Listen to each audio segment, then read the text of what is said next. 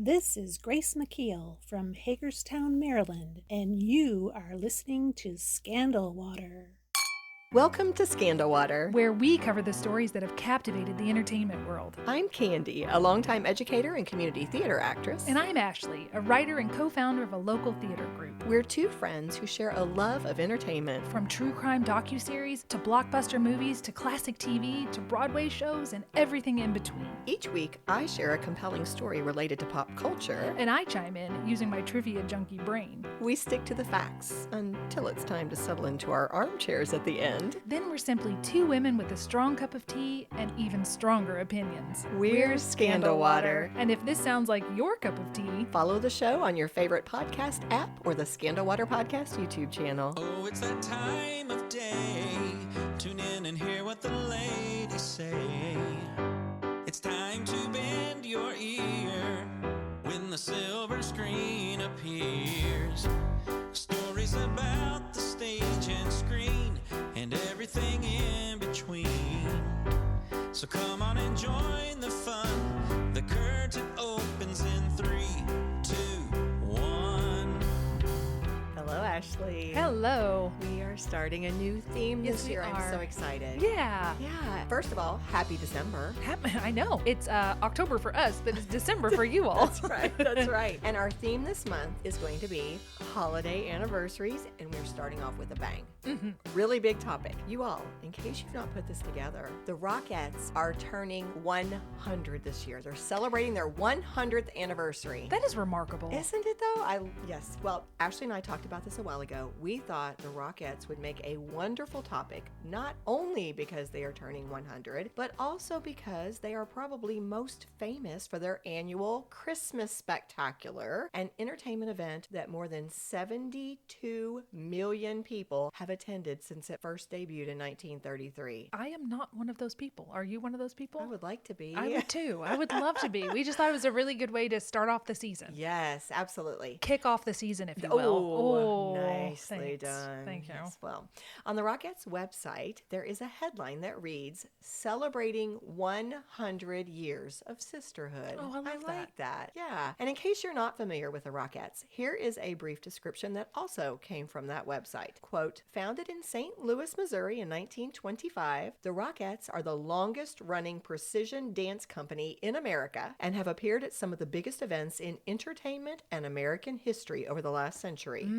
As the stars of the annual Christmas Spectacular starring the Radio City Rockettes, the Rockettes perform for more than 1 million people each holiday season at Radio City Music Hall in New York City. That's incredible. I love that they call it precision I dancing. know, and it's perfect. That's It the is. perfect title It for is what perfect. they do. Yes. To finish this quote, symbols of women's empowerment, the Rockettes are world renowned for their signature Rockettes precision dance technique that combines elements of jazz, tap, and ballet.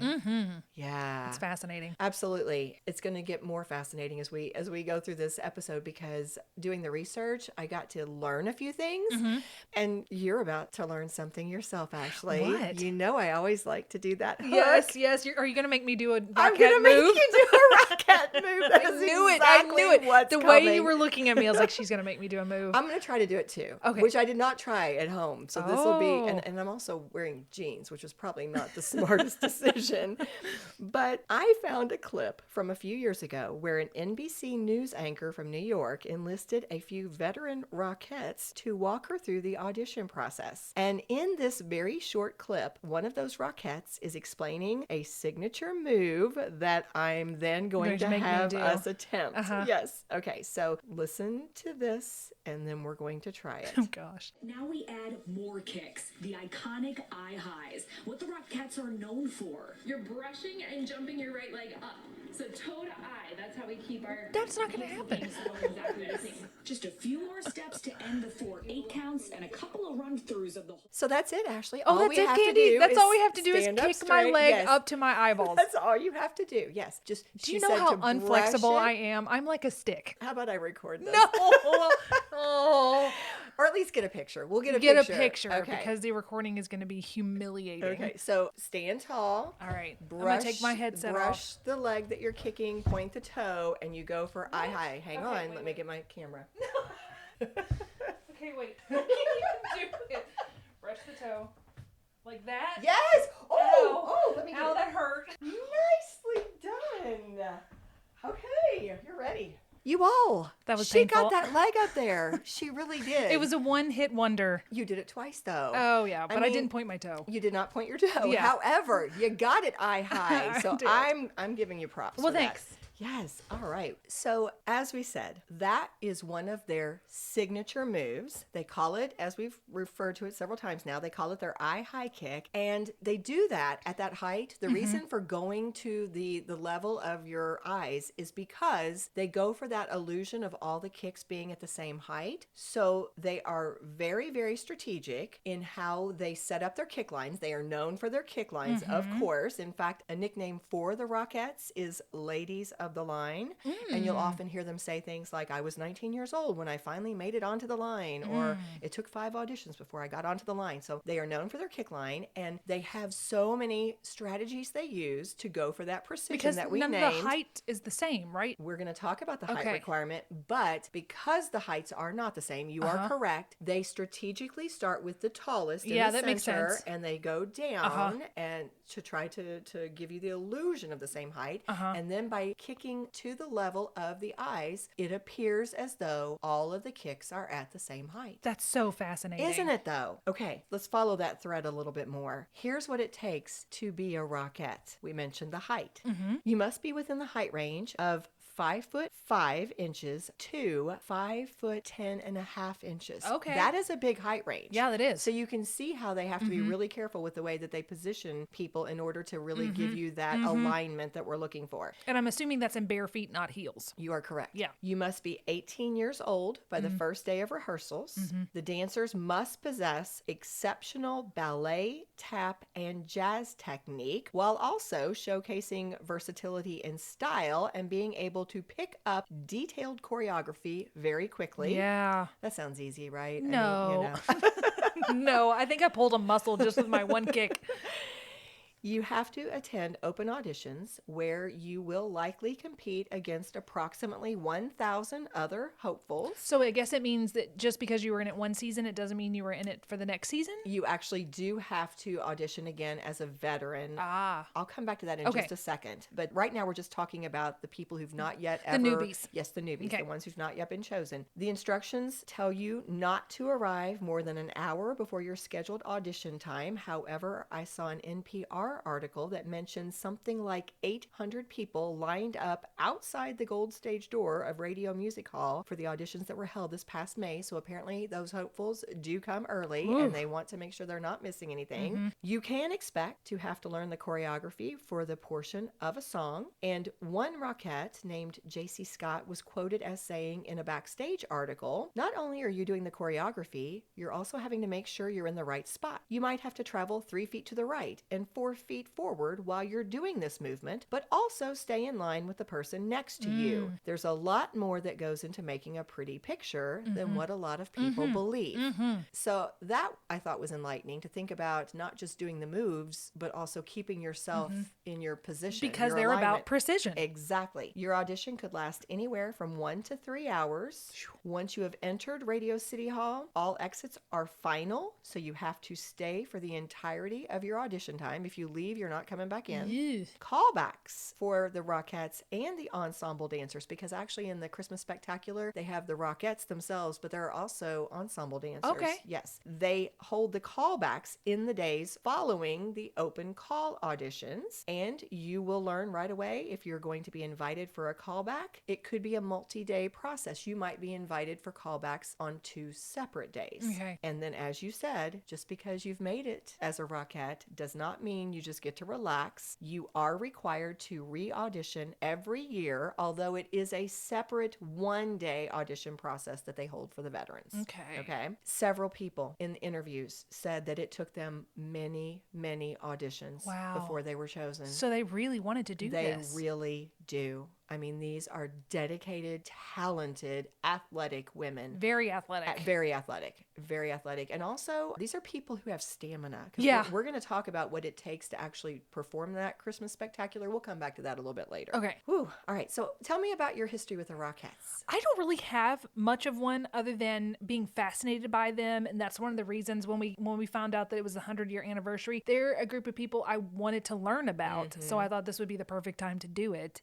So I really, other than knowing that this was difficult and athletic and beautiful, I don't really have a lot else going on with them. I think I'm pretty much the same way. I mean, obviously, I've seen them over the years at different specials, maybe in the Thanksgiving Macy's Day Parade or something like that. And I've always been very impressed by them. Yes. But I knew almost nothing about them. Right. Except surface level stuff. All right, well, let's talk a little history. And before we begin, I want to give a little shout out to the Rockettes website because I did pull a lot of information from their website, including they had a timeline of their history. That helped me a lot. That's nice. I did supplement with other sources. Please check the show notes. But again, if you're interested in the Rockettes, I would recommend you go look at their website. They've got get it some from the great source. stuff and a lot of really cool pictures.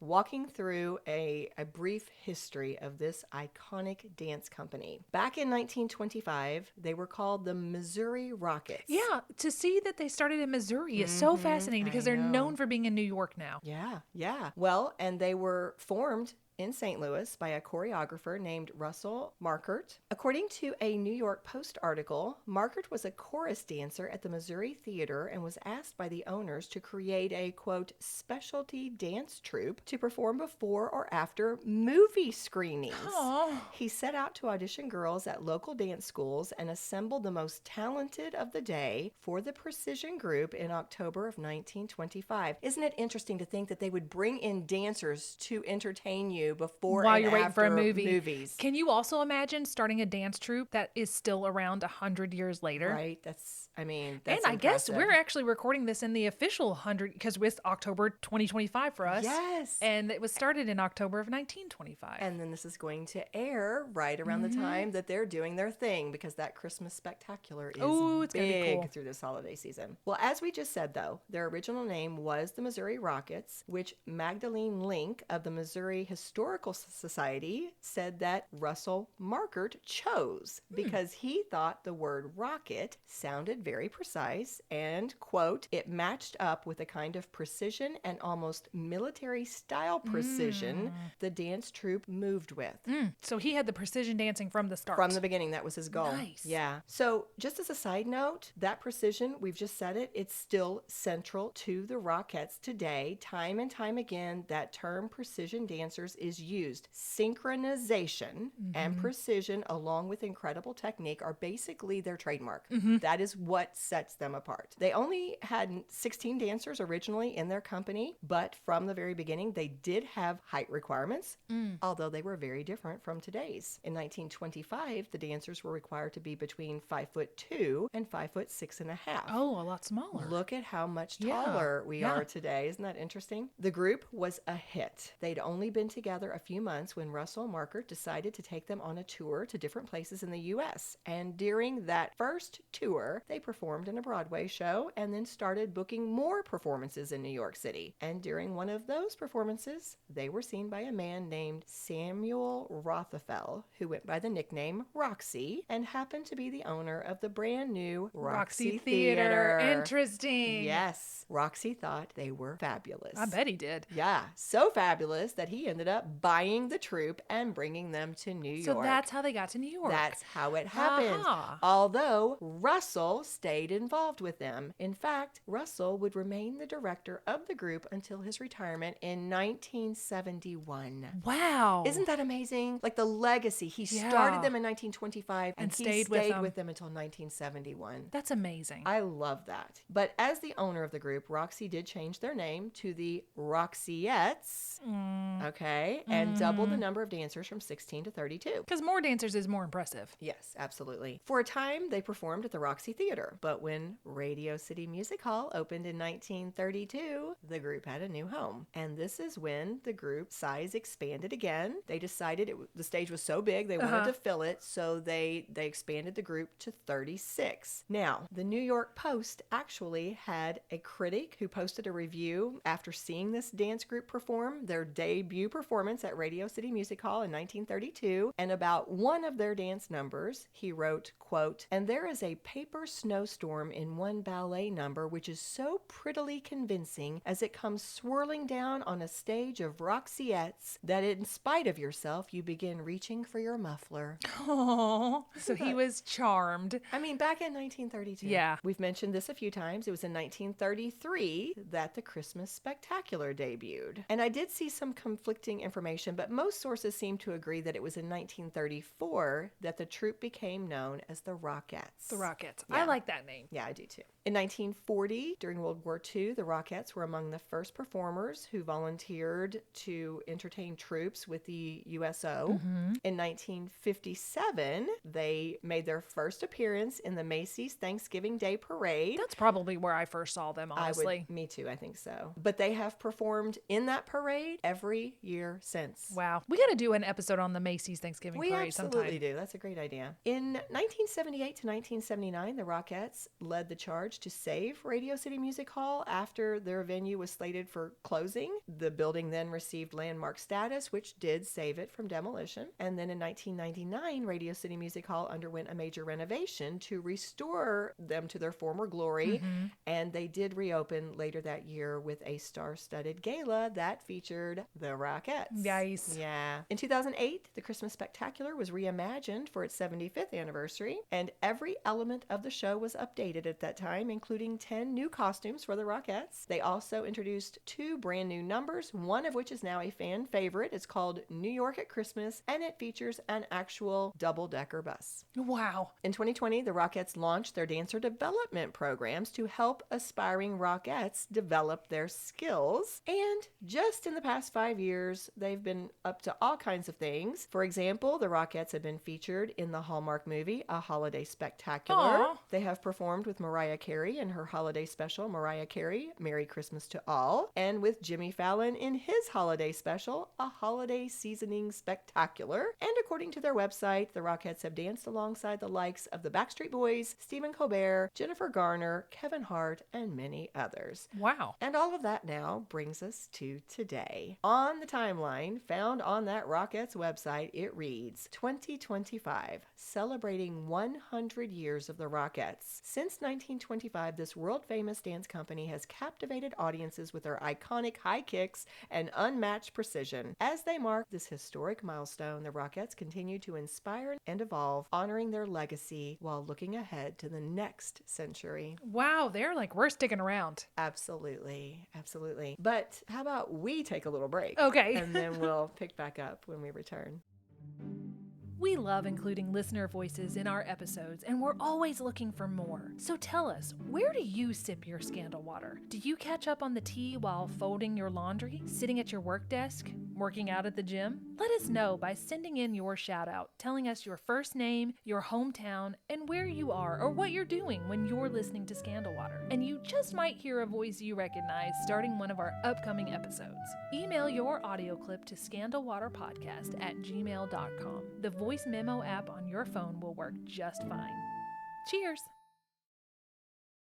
And we are back. All right, before we get back into some interesting background information about the Rockettes, let's do a few fun facts. Number 1, the dancers have to do their own hair and makeup, and their signature style consists of a French twist and red lipstick. Their red lipstick, by the way, is MAC Red or MAC Russian Red, if you want to go for their look. Okay. Yeah. To make sure that the audiences hear every sound in their tap routines, 12 Days of Christmas, and Rag Dolls, all the shoes are mic'd. Really?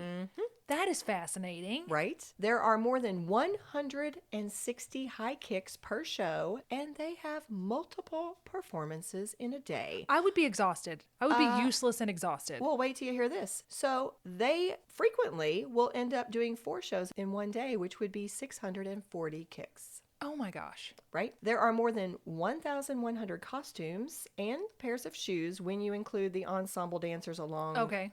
and along with the Rockettes and also the singers. And there's also a 3D portion of the Christmas Spectacular. In particular, it's used when Santa flies over the audience. Do they And have 3D glasses for the audience? over 1 million pairs of 3D glasses are handed out every year. Wow. Okay, so just a few fun facts about the Christmas Spectacular. I like that. In particular. All right, so let's talk about the Rockettes today because we heard what they were like in the past. But what is it like to be a Rockette today? Okay, one of the big changes I found in how the group operates relates to how much time the job now requires. In those early decades, if you were a Rockette, you did, of course, perform in the Christmas Spectacular starting in 1933, but you would also have performed year-round as part of a variety show. Okay. Before movies or other, basically it was a full-time job. Yeah. Now, today, the Rockettes do occasionally do some special appearances, but they generally only work during the holiday season. It's a seasonal job. It is. Most of these women are stay-at-home moms or they have other jobs that they consider their full-time jobs,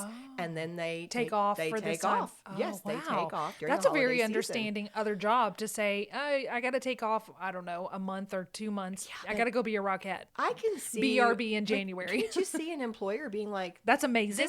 this is such an exceptional thing. I can see them making allowances for that. Yeah. So if you're wondering what on season is, this year in particular, we're recording this in October, their show season will actually kick off on Thursday, November 6th and run through January 4th of 2026. Now, during that time, they will, of course, have other special performances, such as their annual appearance in the Macy's Thanksgiving Day Parade, which we've already mentioned. But in terms of when they actually start working, the dance company actually starts rehearsing 6 weeks before the show opens. On the 6th. And okay. they train 6 hours a day, 6 days a week. So they're in rehearsals right now. They are already rehearsing. Okay. They started rehearsing probably the end of September. Wow.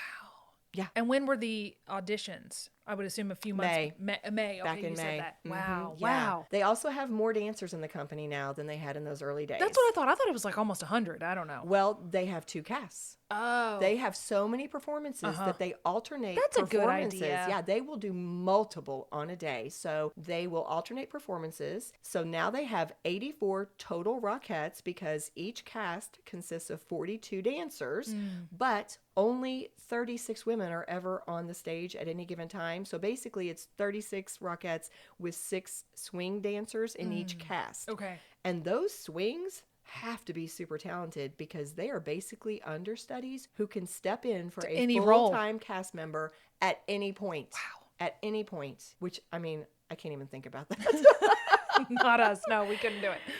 The current director and choreographer is a woman named Julie Branham. She is a former Rockette herself. And Danelle Morgan is the dance captain and assistant choreographer who I believe is actually still dancing as she's doing Does that she job. have to try out every year? I would hope not. I'm hoping they don't.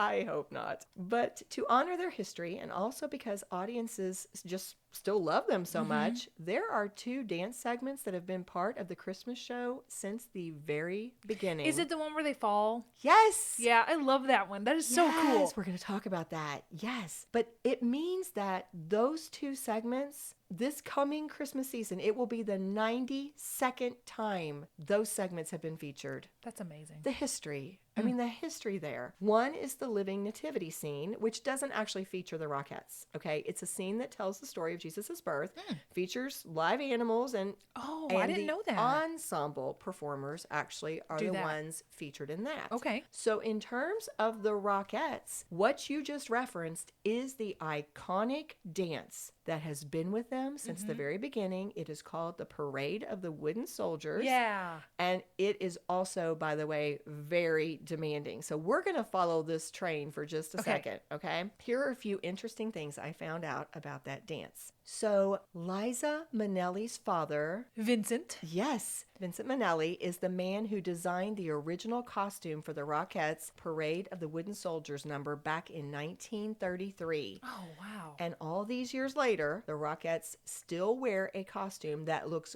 virtually the same. The basic look, I'm not going into too much detail, but just generally, there's like a 3-foot tall hat with a feather, a red jacket with white crisscross pieces of fabric, 4 buttons, and then white pants with a red stripe. Everything is very crisp, very formal, and the dancers all have these large round spots of red rouge on their cheeks. Yeah. The dance also consists of basically the very same choreography as it did when it first debuted, and one of the most impressive elements of that routine is the famous fall that you just talked about. What happens is they bring out this imaginary cannon and shoot this imaginary ball, and then it knocks them down. Like dominoes. Yes. I found a YouTube video where the Rockettes shared the secret behind that fall that they do. Very, very complicated. Intense trust fall. Yes, it absolutely is. And they said when they learn it, they not only have to think about precision and technique, but as you're alluding, they also have to think about safety.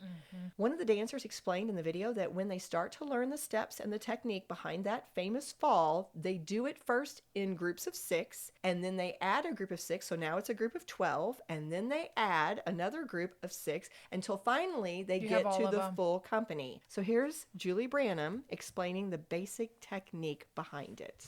It starts off by having somebody rock up on their heels and start to go back, and you raise your hands up and slide your hands through and open your arms, and when that woman in front of you is on your chest, then you do the same thing. You rock up on your heel, and everything keeps going up and back. And the other thing is that our feet have to be completely lined up because you don't want the fall to go one way or the other because somebody's knee could get hurt. You want to be giving resistance to the person in front of you so that you help them do the fall. You start working on being active in that fall long before it gets to you so that you really feel it coming and you help the people in front of you. So it is a complete team effort. By the time we get to the stage for the soldier fall, it feels completely different than in the rehearsal room. You know, we're just in our rehearsal clothes doing it, but once you have on the hat and the jackets and the gloves and our pants are nice and stiff so we look like real soldiers, it really puts you into that soldier feeling. We have these big hats on that you have to keep straight, and normally when somebody is coming back, your nose is completely smashed and you have to not turn your head, which is exactly what you want to do, but you have to just trust that yes, my nose is going to get flattened a little bit, but it'll be all fine once it's over. You were watching it. Was that not amazing? That is so fascinating. You see it up close. Yeah. So you're watching their feet, the way they have to turn their feet out and position their knees just right so that they don't get hurt. And you're watching their faces get mushed. Fascinating. Fascinating. But so cool. One Rockette shared in a People magazine interview why performing this particular routine feels so special to her. And what she said was, quote, every single Rockette has performed that number, has worn that costume and has done the wooden soldier fall. That to me is just the most iconic thing. To say that I'm part of this legacy, that I've done what every single Rockette has done is truly amazing. Oh, that's it kind of gives you chills. It's so beautiful. Ah, I love it. That makes it a true sisterhood, like you were saying. Absolutely. So just another word about their choreography in general. I found a Popular Science magazine article entitled How the Rockettes Use Math to Make Holiday Magic.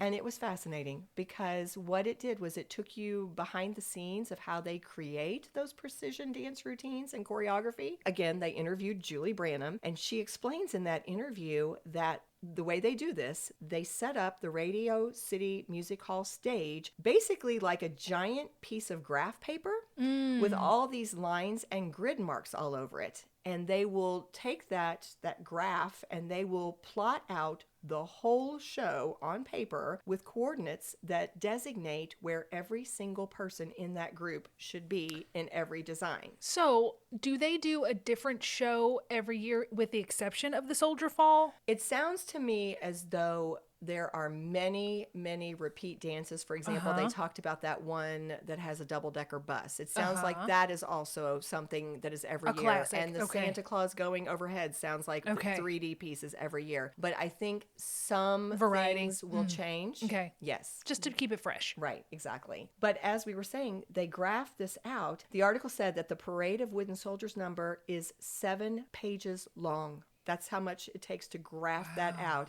It's only 5 or 6 minutes of dancing, right? The article also shared this information. Quote, choreographers will also use design software like OmniGraffle to create a digital version of these stage puzzles and plot the movements of the 36 dancers on stage. Each dancer follows an individual track, so she knows what order and where to go on the stage. Everyone is also lettered so that they can refer back to the plot points and quickly see where they need to be. Still, it's all easier said than done on paper. Oh, yeah. Yeah. Oh, goodness. Okay, so I've just given a whole lot of information about the Rockettes.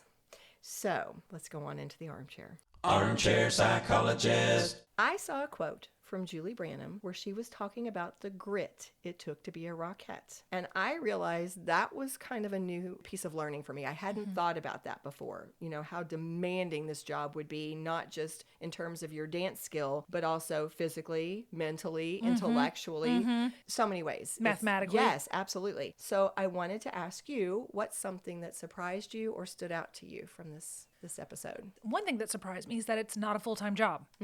I kind of thought that if you were a Rockette, that you were training all year or that this was just your life. I wonder if you have to be 18. Do we know if there's you can't be any older than this? Do they have an age? I did not see that. Okay. Well, that's kind of cool. Yeah. I was surprised that it started in Missouri.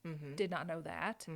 I kind of figured about that it would take a lot of stamina. So I guess the thing that surprises me the most is that, well, first, that you don't get the job. You have to try out every year. Right. And that it's not a full-time job, because I would just think that you would need to be in training all year for something like this. Yeah. What about you? Well, in addition to what I just shared, I think two of the things that really hit me were the athleticism. Oh, yeah. The athleticism required, and also the sisterhood aspect, because that was something that came out time and time again. It's like, it is seasonal. You are only with this group of women, and it's a small group of women for basically a short period of time. And it changes. Right. But yet the bond you form, because it sounds to me like you're living it and breathing it. It's just all you're doing. You're either rehearsing 6 hours a day, 6 days a week, or you are now performing 4 shows a day. I can see where you would get really close because you're spending all your time together, and also the trust element. I mean, Just with that trust fall. absolutely. And just to know that you're working together to create something so beautiful, that's so appreciated, and every tiny step or move you make matters, and you are trying to be in sync with these 35 other amazing athletes and, dancers. I can see where it would just feel like you were part of something really big. Yes, that's put so eloquently. And the other thing that I liked is the quote where the woman talked about, I have done this same dance move that all of the women have done who have been a part of the Rockettes. Yes. That was really unexpectedly moving to think 100 years of the same dance, almost this many years of the same costume for that one particular point. You are a part of history. Literally. That's so interesting. Yeah. And then to know that you're helping to continue it. You're not just part of it, but like you're looking forward to the future. And I liked hearing about the new things they're doing. Like they've instituted those dance prep programs where they're actually trying to build the next, foster this next group of dancers. The next 100 years, as they said. I love it. Well, I think it's time for our cheers, Ashley. How about a big old cheers to our lovely, talented, athletic, incredibly strong Rockettes. Yes, absolutely. Cheers to them. Cheers. If you love what we do, please rate and review our show or become a supporter through Buy Me a Coffee or Patreon. Whether a single gift or recurring monthly donation, your support is what allows us to keep the tea brewing. Subscribe on your favorite podcast app or the Scandal Water Podcast YouTube channel, and follow us on Facebook, Instagram, and TikTok. Show notes are available at our website, scandalwaterpodcast.com, where you can also access the merch store and more. This episode was executive produced by Candy Thomas, that's me, and Ashley Raymer Brown. That's me. It was researched and written by Candy Thomas and edited by Ashley Raymer Brown. A special thank you to Josh Martin, who wrote, composed, and performed the Scandal Water theme and other music, Matt C. Adams, who created the artwork, and Joshua Reith, who designed our website and provides ongoing technical support. As a reminder, this podcast is purely for entertainment purposes. The thoughts and opinions of the host during each episode of Scandal Water are their own and do not reflect the opinions of any future guests, advertisers, or clearly professional psychologists. Thanks for listening.